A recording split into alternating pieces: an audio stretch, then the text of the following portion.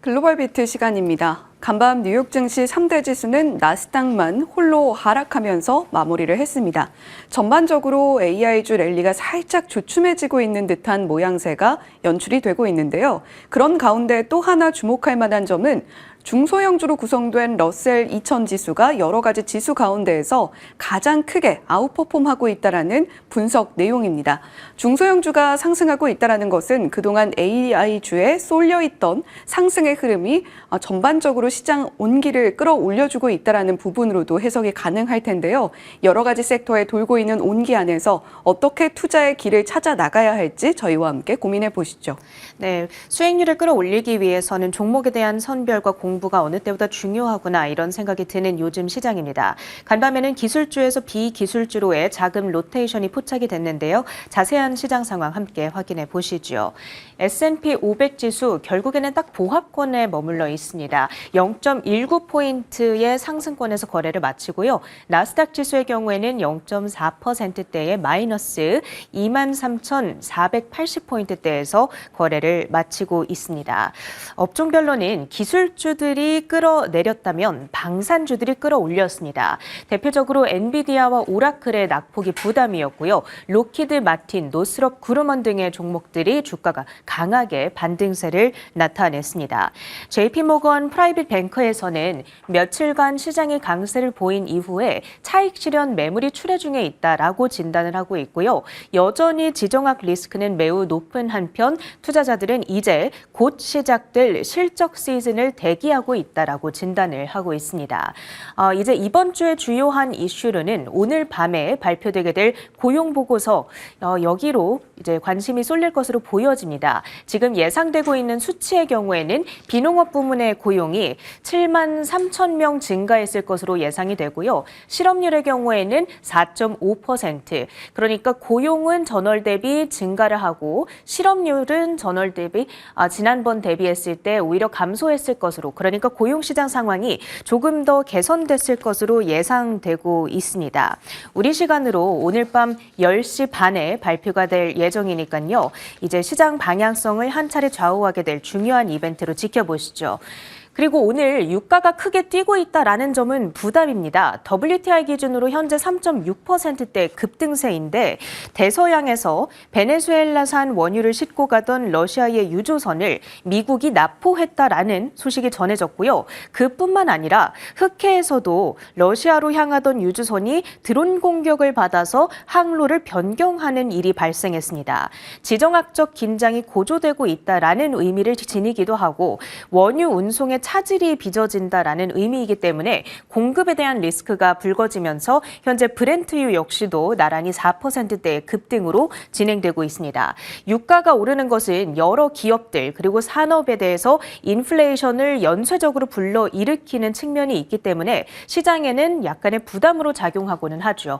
히트맵을 열어서 전체적인 섹터와 종목들의 분위기 확인해 보도록 하겠습니다.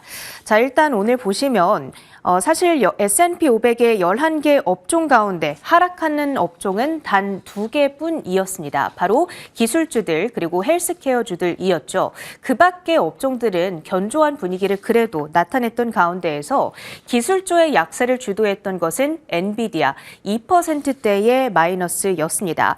브로드컴과 마이크론 역시도 3%대의 급락 흐름을 받아가는 오늘장이었고요. 팔란티어의 3%대 급락 또 장중에 부담으로 포착이 되는 모습이었습니다.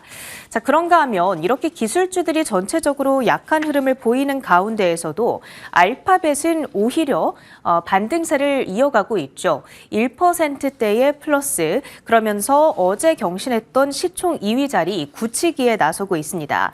칸터 피츠제럴드에서 투자 의견을 중립에서 비중 확대로 상향 조정을 했는데요.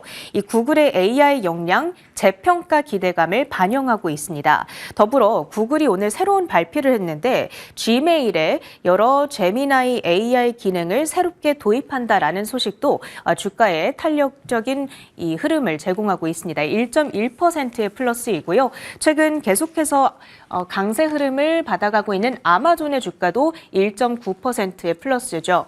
최근에 CES에서 젠스랑 CEO가 데이터 센터의 필요성을 거듭 강조하고 있고 그러면서 AI 전용 클라우드의 필요성이 부각을 받고 있습니다. AWS 수요가 계속해서 견조하게 이어질 거라는 기대감, 아마존의 최근 급등의 이유로 지목을 해볼 수가 있겠습니다. 반대로 전날 급락했던 방산주들 오늘 급반등에 나서고 있다는 점도 눈에 띄고 있습니다. 트럼프 대통령이 내년도 국방 예산을 50% 증액하겠다라고 밝힌 상황이죠. 그렇게 된다면 1조 5천억 원 수준으로 책정이 되는 건데 그 예산 가운데에서 일부는 이 방산 기업들로 결국에는 흘러 들어가는 것이기 때문에 이들의 실적에 대한 기대감이 선반영되고 있습니다. 특히나 오늘은 록히드 마틴의 주가가 4%대의 가장 두드러지는 급등 흐름을 나타내고 있습니다. 그 밖에 중소형주 가운데에서도 크라토스 디펜스라는 회사가 15% 가장 크게 뛰었다라는 점도 눈에 띄었습니다. 그 밖에 업종별로 봤을 때에는 방어적 성향이 강한 소비주들의 주가도 양호하게 움직이고 있죠. 코스트코의 호실적이 분위기를 띄웠습니다. 12월 매출이 공개됐는데 순 매출, 그러니까 전체 매출에서 반품이나 애누리, 할인했던 항목들을 전부 다 제외하고 나타나는 이제 순 매출인 거거든요. 이게 299억 달러를 기록했습니다. 전년 동월 대비 8.5%나 급증한 수준으로 나타나게 된 것이죠. 그러면서 코스트코의 주가가 3.7%대 뛰어오르는 움직임. 그 밖에도 월마트에 대한 호평이 있었습니다. 오펜하이머 측에서 월마트의 목표 주가를 115에서 이제는 125달러까지 상향 조정. 전일 종가 대비했을 때 11%의 업사이드를 보고 있는 거고요. 최근 몇 년간 월마트는 유의미한 멀티플 확장을 경험해 왔습니다. 그런데 지금의 매출 성장 흐름을 미루어 봤을 때 앞으로도 이 같은 멀티플 확장이 지속될 수 있을 것이다. 이런 의견 등도 참고해 보시면 좋겠습니다. 앞으로의 시장 흐름을 참고하는 데 있어서 우리가 보면 좋을 만한 데이터를 하나 들고 왔습니다.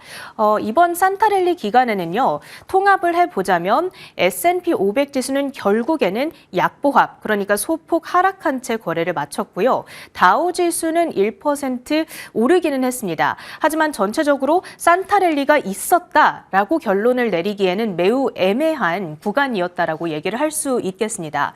그런데 과거의 데이터를 통합해 보니까 이렇게 산타가 나타나지 않았던 경우에는 이후의 주식시장 흐름이 약세 흐름을 보이는 경향이 있더라. 이런 데이터가 있습니다. 과거에 산타랠리가 없었던 이 기간들을 전부 다 모아놓은 것이 되겠습니다. 그리고 나서 그 이후에 1월 한 달간 S&P 500 지수가 어떤 흐름을 보였는가 28.6%의 낮은 상승 확률만을 나타내고 있고요. 그리고 더 높은 확률로 하락을 하게 되는데 평균적으로 2.5%의 하락률을 보이더라라는 데이터가 되겠습니다. 그 바로 오른쪽에는 1분기의 데이터가 또 취합이 되어 있는데요. 상승 확률이 조금 더 올라가기는 합니다만 57%대로 아주 높은 수준은 아니고요. 그리고 1분기 전체를 통틀어 평균적으로 0.5% 주가는 하락한 경향을 나타냈습니다. 그리고 그해 전체 연간 기준으로 보더라도 상승 확률은 57%대에 머무르고요. 그리고 평균적인 상승률은 0.4% 정도로 에 불과했다라는 데이터, 지난 1999년 이후에 집계된 케이스들을 봤을 때에는 그렇더라 정도로 참고해 주시면 좋겠습니다. 이제 시장이 가장 주목하고 있는 중요한 이벤트가 이번 주에 있습니다. 바로 트럼프 대통령의 관세 적법성에 대한 연방 대법원의 결정이 될 텐데요. 미국 현지 시간으로 9일 오전 10시에 시작이 됩니다. 그러니까 우리 시간으로는 밤 12시부터 계속해서 뉴스를 체크업해 볼 필요가 있을 텐데 이번 결정은 통상 정책뿐만이 아니라 미국의 재정 여건 그리고 금융시장 등의 연쇄적인 파장을 불러일으킬 가능성이 있다라는 측면에서 시장의 주목도가 아주 높습니다. 핵심 쟁점부터 보겠습니다. IEEPA죠. 그러니까 국가 국가 비상경제권한법. 트럼프 행정부가 바로 이 법을 근거로 해서 관세를 부과했던 것인데 과연 그것이 적법한 것인가? 이 부분을 지금 판결을 하고 있는 겁니다. 그런데 앞서 지난 11월 대법관들은 이 구두 변론을 통해서 이 부분에 대해서 회의적인 시각을 드러냈던 바가 있거든요. 그렇기 때문에 법원이 대통령의 재량권에 일정한 제동을 걸 가능성이 있다라는 이 전망이 힘을 얻고 있습니다. 그렇다면 이번 판결 결과에 따라서 관세의 존폐 여부뿐만 아니라 또 한 가지의 쟁점은 이미 납부한 수입업자들은 어떻게 할 것인가, 그들에게 관세를 다시 환급해 줄 것을 명령할 것인가, 이 여부도 지금 가장 궁금한 대목 가운데 하나입니다. 전문가들의 예상을 몇 가지 코멘트를 들고 왔는데요. 인터랙티브 브로커스에서는 법원이 관세를 차단하더라도 행정부는 우회로를 찾을 것이다. 트럼프 대통령은 논란을 감수하더라도 정책 어젠더를 밀어붙이는 데 적극적이다. 앞서 베센트 재무장관 역시도 그렇게 우회로를 찾아서 관세를 계속해서 추진하겠다라는 입장을 밝힌 바가 있기 때문에 오늘 판결이 나오고 난 이후에도 여전한 불확실성은 이어질 수 있다라는 점을 기억을 해봐야 되겠고요. 모건 스탠리 측에서는 기존 관세의 범위를 축소하되 전면 철회는 하지 않거나 앞으로 관세 적용만 제한하는 다양한 시나리오가 가능하다라는 진단 등을 내놓기도 했습니다. 오늘 밤 그 결과를 함께 지켜보시죠. 나머지 두 가지 특징주만 간략하게 확인하고 넘어가 보도록 하겠습니다. 메모리 저장 장치 기업들의 주가가 오늘 차익 실현 움직임 속에서 약세 흐름을 보였습니다. 대표적인 종목으로는 샌디스크가 있겠죠. 주가 흐름을 함께 확인해 보자면 샌디스크의 주가입니다. 오늘 5.5%의 마이너스로 거래를 마치고 있죠. 334달러 선 가리키고 있고요. 그 밖에 또 웨스턴 디지털 대표적인 종목으로 꼽아볼 수가 있겠습니다. 웨스턴 디지털의 주가는 6.1%의 마이너스로 190달러 선을 하회하면서 거래를 마치고 있습니다. 마지막으로 급등 특징주입니다. 블룸 에너지의 주가가 크게 올랐는데 미국의 전력회사죠. 아메리칸 일렉트릭 파워가 SOFC 매입을 위한 옵션을 행사했다. 그러니까 이 옵션이라고 하는 것은 특정한 가격에 살 권리를 앞서서 미리 계약을 확보를 하는 것인데 그 권리를 행사하겠다. 그러니까 실제로 구매를 하겠다라는 확정으로 이어졌다라는 소식이 되는 겁니다. 블룸에너지 입장에서는 당연히 호재인 거고요. 12.85% 급등으로 반응을 했습니다. 특징주 브리핑 마치도록 하겠습니다.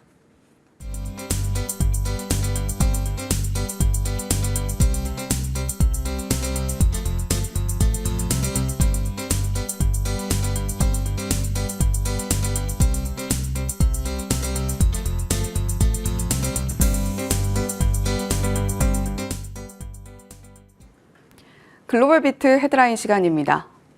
도널드 트럼프 미국 대통령이 전방위적 대외 압박에 나서면서 국제 정세가 경랑 속에 빠져들고 있습니다. 이란 정부를 향한 전례 없는 군사적 경고는 물론 베네수엘라에 대한 무력 사용권 고수, 논란이 되고 있는 그린란드 편입 구상까지 파격 행보가 이어지고 있습니다. 가장 논란이 되고 있는 대목은 덴마크령 그린란드에 대한 편입 시도인데요. 외신들의 보도에 따르면 트럼프 행정부는 그린란드 주민 약 5만 7천 명에게 1인당 최소 $10,000에서 최대 $100,000, 한화 기준 약 1억 3천만 원가량의 지원금을 지급하는 파격적인 보상안을 검토 중인 것으로 알려졌습니다.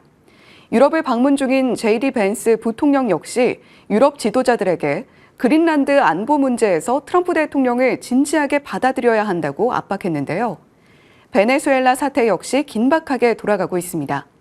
미국은 의회 일각에서 제기된 추가 군사행동 제한 결의안에 대해 거부권 행사 방침을 확인했고 이란 내 반정부 시위 격화와 관련해서는 이란이 평화적 시위대를 살해할 경우 미국이 직접 구출에 나설 것이라는 트럼프 대통령의 소셜미디어 글이 올라오며 긴장이 고조되고 있습니다.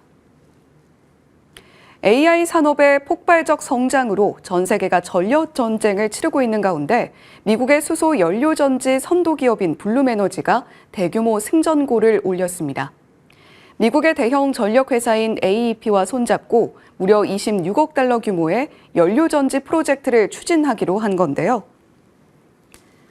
블룸에너지가 미국 대형 전력그룹 AEP의 자회사와 고체 산화물 연료전지 SOFC를 대규모 구매하기로 확정 계약을 맺었습니다.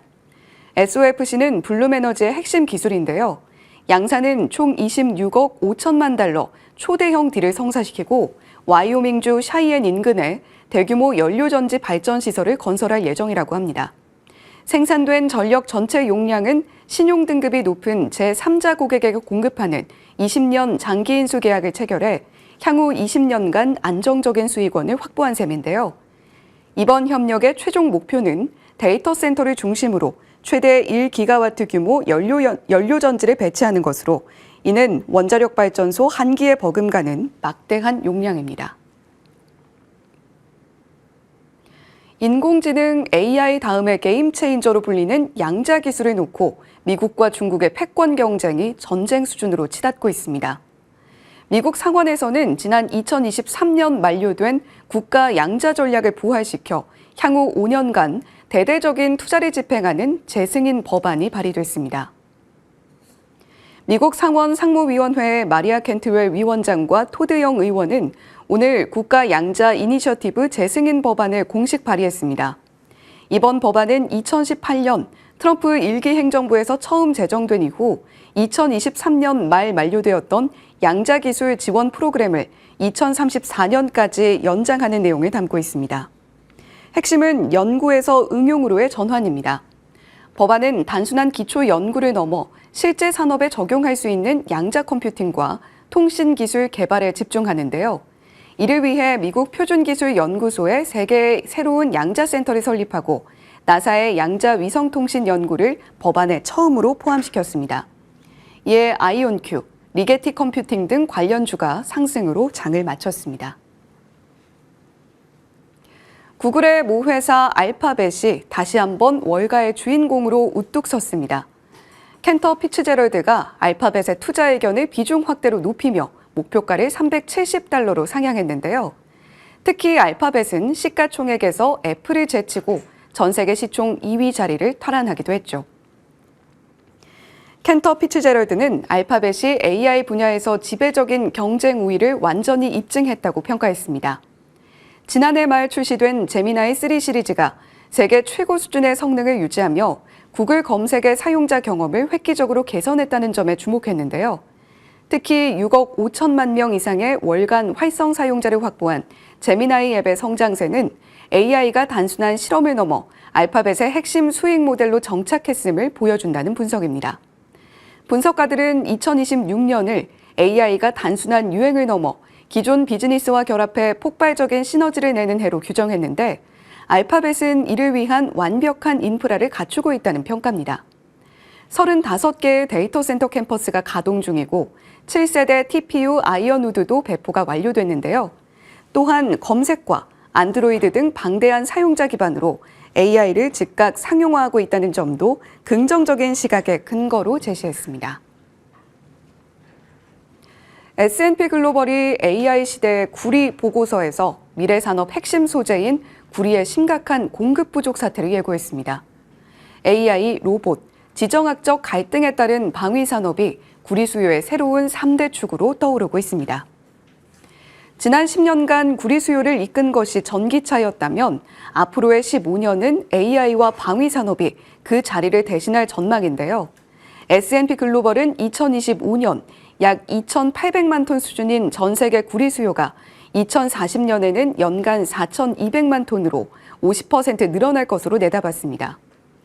AI와 데이터 센터에는 전력망과 냉각 시스템 구축에 막대한 구리가 투입되고 방산 분야에는 탄약부터 미사일, 군용 전력망까지 구리 수요가 비탄력적으로 급증하고 있습니다. 휴머노이드 로봇 역시 2040년 10억대 로봇 보급을 기준으로 로봇 제작에만 연간 160만 톤의 구리가 추가로 필요한데요. 문제는 공급입니다. S&P 글로벌은 현재의 광산 개발 속도로는 2040년에 전체 수요의 약 25%에 달하는 연간 1,000만 톤 이상의 공급 부족이 발생할 것이라고 경고했는데요. 다만 대표적 구리 관련주인 프리포트 맥모라는 간밤 2.3% 하락했습니다. 글로벌 비트 헤드라인 전해드렸습니다.